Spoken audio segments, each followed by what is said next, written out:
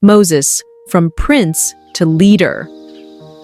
Long ago in Egypt, Moses, a prince raised in Pharaoh's palace, faced a moment that would change his life.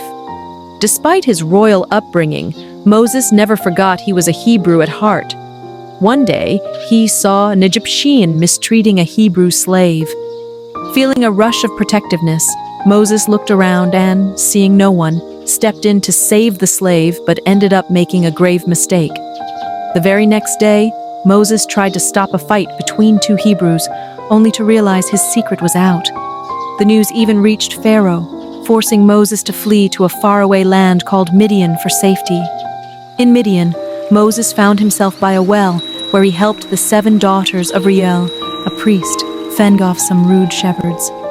Impressed by Moses' bravery, Reuel invited him home, leading to Moses marrying Reuel's daughter and starting a new life as a shepherd.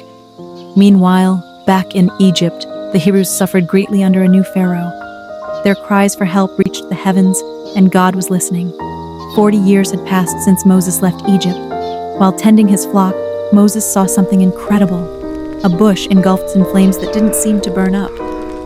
Curious, Moses went closer, only to hear God's voice calling him by name. God told Moses to take off his sandals, for he was standing on holy ground. God had a mission for Moses to lead the Hebrews out of Egypt and free them from slavery. Moses was scared and unsure, especially about speaking to Pharaoh.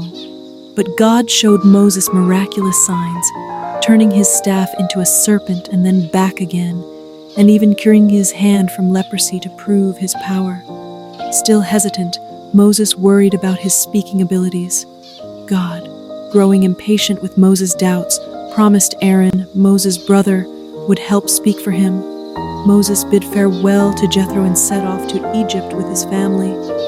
In the mountains, Aaron met Moses, and together they shared God's plan with the Hebrew leaders, who were amazed by the signs and worshipped God, filled with hope. Moses and Aaron then bravely approached Pharaoh, delivering God's message, "Let my people go." But Pharaoh's heart was hard. He refused to listen. God was ready to show his great power to change Pharaoh's mind, marking the beginning of an epic journey for Moses, from a prince in Egypt to a shepherd in Midian, and finally, a leader of his people. The end.